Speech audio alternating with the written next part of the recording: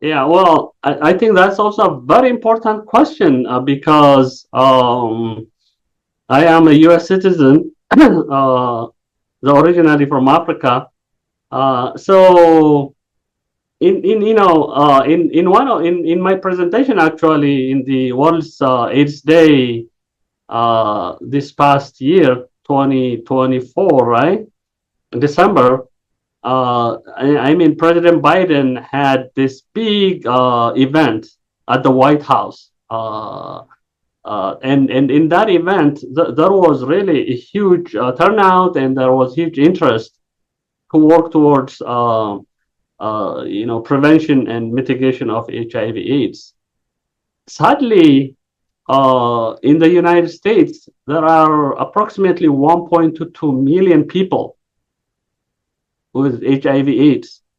I mean, it's a large number. And 13% of them don't know it, which means they need testing. So one of these 95% goals to be achieved, there is a lot of work that needs to be done, even here in the US, which is the wealthiest and prosperous nation on earth. Um, and the other part of this is this is not equal to everyone. It actually HIV/AIDS continues to disproportionately impact certain populations, racial and ethnic minorities, gay and bisexual people, men who have sex with men.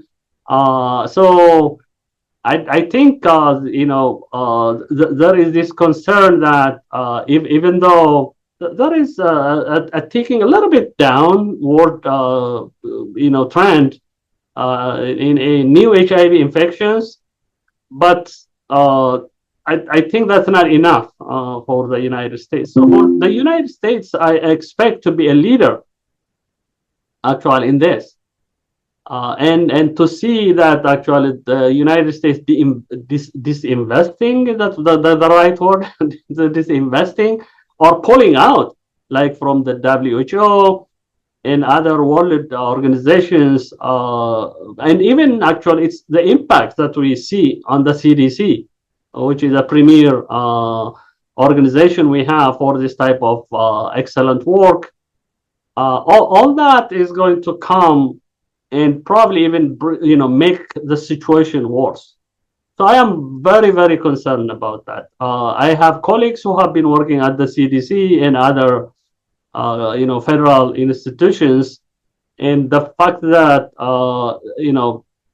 some of them have no jobs anymore.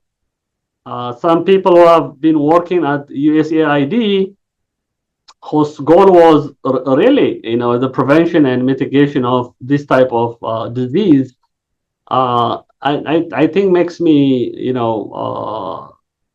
feel that we are going in the wrong path, and that path needs to be reversed as soon as it is possible.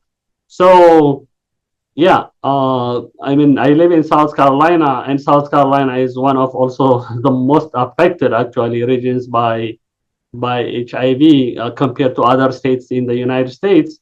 So there needs to be some focused work also in this arena. So yeah, to kind of summarize this, I think it is time to reconsider the decisions that have been made with regard to pulling out of the WHO, the disinvestment in centers like the CDC and other really good programs, whether it's USAID and others. It is time. It is time really to reconsider those and go back to the right path. Otherwise, disease like HIV and other infectious disease that do not have borders, by the way, because you remember Ebola, you remember COVID. This do not have any borders. You can't just govern them by customs or anything. The only way is collaboration, partnership, globally, to kind of prevent and mitigate this type of situation. So I hope, I am very hopeful and optimistic that this would be something we will be discussing at the also American Public Health Association in November, and then for the U.S. to come back to the world arena and join back the WHO and restore the funding for USAID.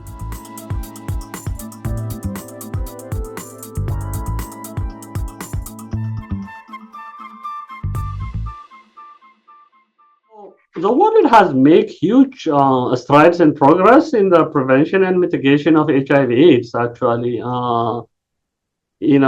20 years back, when I was,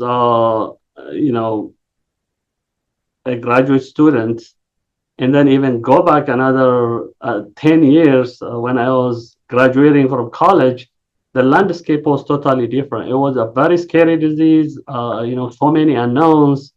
I mean, now it is seen as a chronic condition where people are, I mean, the recent developments, even here in the United States, where, like PrEP, things like that, are very hopeful in terms of this prevention and mitigation of HIV/AIDS. So my worry is, the caveat that we discussed earlier. That means, the pulling, the U.S. pulling out of, this endeavor, the disinvestment, at the CDC, USAID, things like that are going to have their own impact. Hope they are not going to be long term. So, but even with that setback, I am hopeful that others are going to step in and put their hats into the game to support these efforts to go and achieve at least the 95 goals pretty soon. So that is my hope. And the other hope, I mean, for my country, the United States, is really to join hands with the world. This is a global effort. It is not a country only effort, and pulling out from such efforts is not the best way to go about public health. So that is another important point. And last, like I told you from the beginning, conflict and health. This two needs much attention if HIV/AIDS is going to be controlled in the way we are moving forward and in the way the trend shows, right? If we are going to put it under control, conflict is one of the risk factors that increases or kind of that harms or affects this progress. So we have to make it part of public health agenda. It has to be a priority agenda for public health practitioners, public health policy makers, and public health professionals in general. We have to talk about it. So those are kind of my hopes for the next few years.